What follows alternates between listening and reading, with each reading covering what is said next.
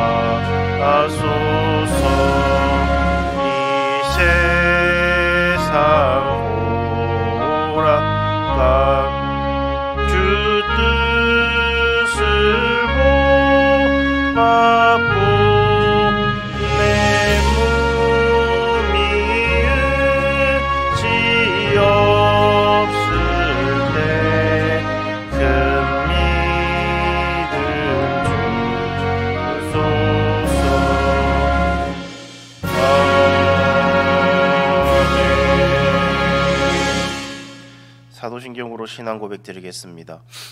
나는 전능하신 아버지 하나님 천지의 창조주를 믿습니다. 나는 그의 유일하신 아들 우리 주 예수 그리스도를 믿습니다. 그는 성령으로 잉태되어 동정녀 마리아에게서 나시고 본디어 빌라도에게 고난을 받아 십자가에 못 박혀 죽으시고 장사된 지 사흘 만에 죽은 자 가운데서 다시 살아나셨으며 하늘에 오르시어 전능하신 아버지 하나님 우편에 앉아 계시다가 거기로부터 살아있는 자와 죽은 자를 심판하러 오십니다. 나는 성령을 믿으며 거룩한 공교회와 성도의 교제와 죄를 용서받는 것과 몸의 부활과 영생을 믿습니다. 아멘. 오늘 보실 말씀은 시편 111편 1절에서 10절까지 말씀입니다.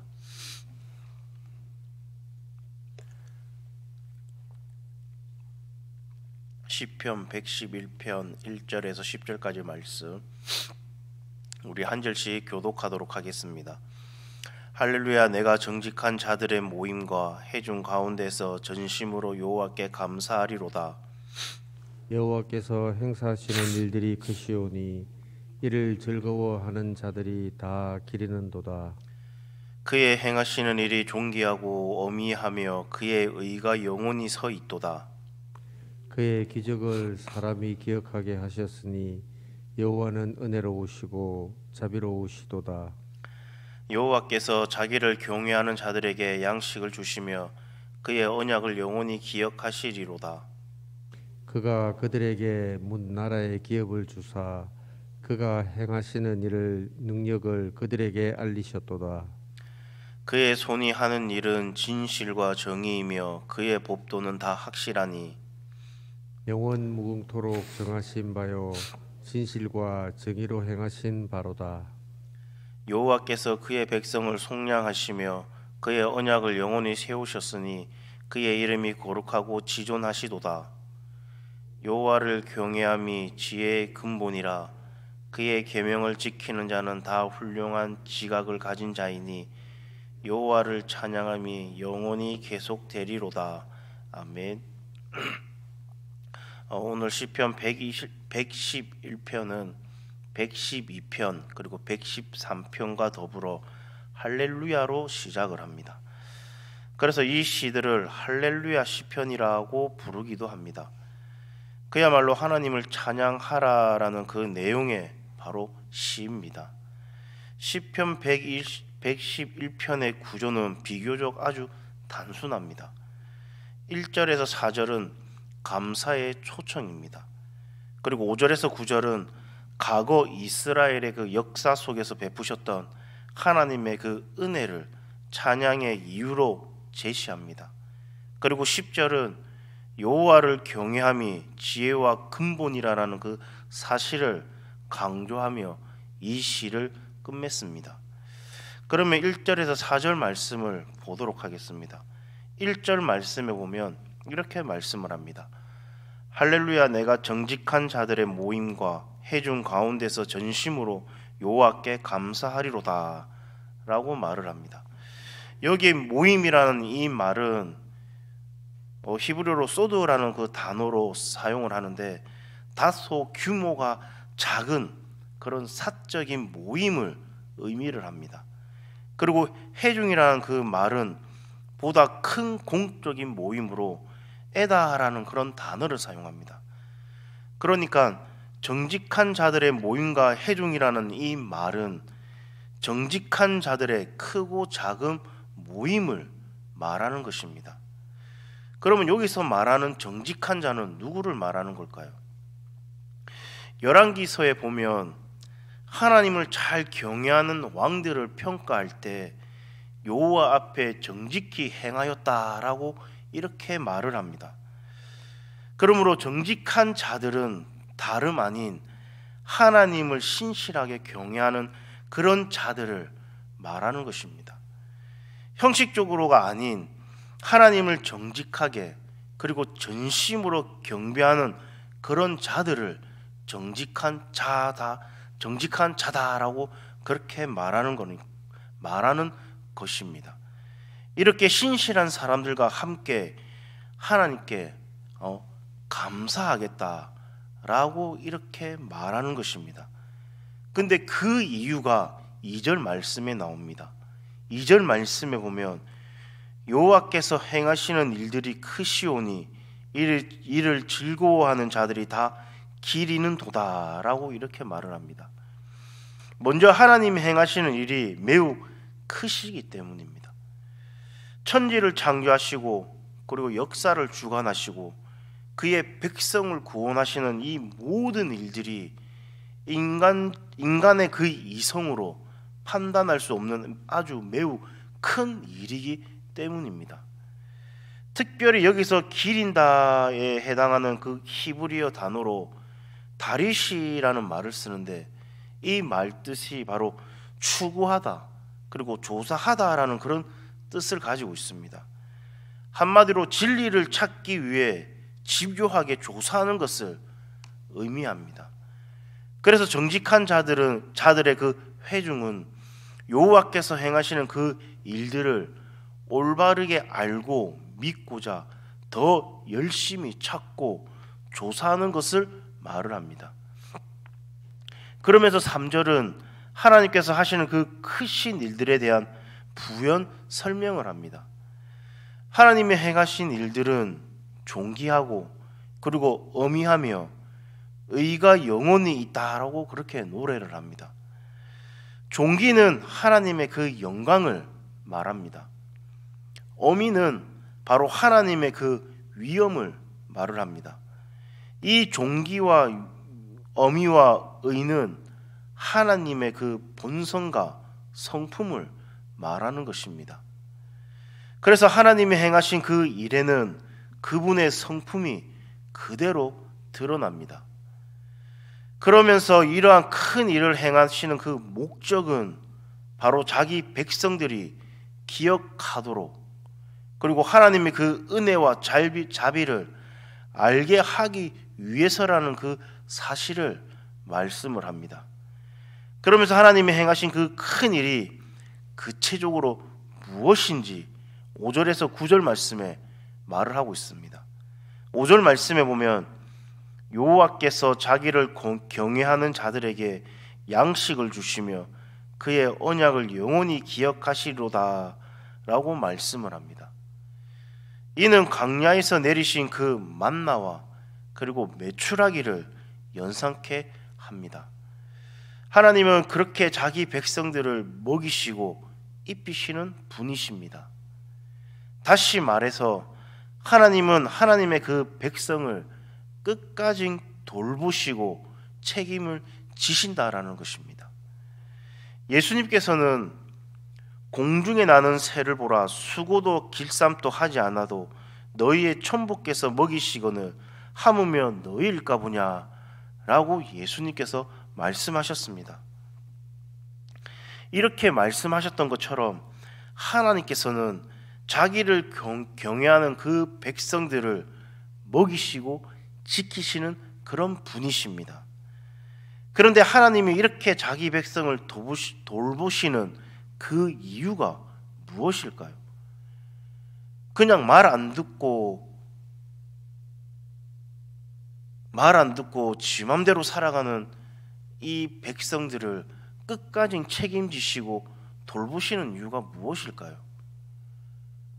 만약에 하나님 같았으면 그냥 없애버리고 처음부터 다시 시작하실 수도 있으신 분이신데 하나님께서는 끝까지 책임져 주신다라는 겁니다. 그 이유가 무엇일까요? 바로 그들과 맺은 언약을 기억하시기 때문입니다. 하나님은 신실하신 분이십니다. 이스라엘 백성들과 맺은 그 언약, 그리고 그들과 했던 그 약속을 결코 저버리시지 않으시는 않으시는 분이다라는 것입니다. 그래서 날마다 일용한 양식을 내려 주신다라는 겁니다. 마찬가지로 우리는 십자가의 그 언약으로 하나님의 그 자녀가 되었습니다. 이 영원한 언약을 하나님은 결코 잊지 않으시고 우리를 돌보아 주신다라는 겁니다. 그러므로 오늘 우리도 하나님의 행하신 그 큰 일을 잊지 않고 하나님을 경배하며 경외하며 살아가야 될 줄로 믿습니다. 하나님이 행하신 그 큰 일은 자기를 경외하는 그 백성에게 그리고 문 나라를 기업으로 주신다라는 겁니다. 6절 말씀에 보면 그가 그들에게 문 나라의 기업을 주사 그가 행하시는 일의 능력을 그들에게 알리셨도다라고 말씀을 합니다. 1차적으로 이는 가나안 땅을 이스라엘 백성들에게 주신 것을 말씀합니다. 물론 여호수아와 이스라엘 백성들이 싸워서 그 땅을 차지하였지만 하나님이 앞서 행하심으로 그 땅의 백성을 무찔렀습니다. 이 은혜를 잊지 말아야 될 줄로 믿습니다. 또한 다윗과 함께 하셔서 나라를 부강하게 하셔서 그리고 하나님이 약속한 가나안의 모든 지경을 얻게 하셨습니다. 이런 과정을 통해서 하나님께서 행하시는 그 큰 일을 그의 백성들에게 알리셨습니다. 또한 온 열방에 하나님과 같은 신이 없다라는 그 사실을 알리셨습니다. 그래서 7절에서 8절 말씀에서 시인은 그의 손이 하는 그 일은 진실과 정의이며 그의 법도는 다 확실하다라고 찬양을 합니다. 진실과 정의는 바로 하나님의 통치 원리입니다. 그러므로 하나님의 그 은혜를 받은 우리들은 이 진실과 정의에 따라서 살아야 될 줄로 믿습니다. 이것이 바로 구원받은 성도들의 마땅한 책임인 것입니다. 하나님의 그 진실과 정의로 하나님의 그 나라가 이 땅에 이루어졌으면 이제 우리는 그 진실과 정의로 하나님의 그 통치를 세상에 나타내야 하는 것입니다. 마지막으로 하나님이 행하신 그 큰 일은 보면 하나님의 그의 백성들을 속량하셨다라고 말씀을 합니다. 9절 말씀에 보면 여호와께서 그의 백성들을 속량하시며 그의 언약을 영원히 세우셨으니 그의 이름이 거룩하고 지존하시도다라고 말씀을 합니다. 하나님은 그 백성을 속량하셨을 뿐만 아니라 그 속량한 백성들과 언약을 영원히 세우셨습니다. 여기 속량이라는 그 말은 원어로 페투트라고 말을 합니다. 이 말은 본래 구별하다 그리고 구출하다라는 그런 의미를 가지고 있습니다. 하나님께서는 이방 민족 가운데서 이스라엘을 구별하시고 그리고 구출하셨음을 의미하는 것입니다. 그래서 그들 대신 몸값을 지불하시어 속량하셨습니다. 바로 그 몸값이 바로 무엇입니까? 바로 유월절 어린 양의 피인 것입니다. 이는 신약시대 예수님의 그 십자가 구속을 의미합니다. 우리 모두는 예수님의 피로서 우리의 죄값이 치러졌고 그리고 구별되어 하나님의 그 백성이 하나님의 자녀가 되었습니다.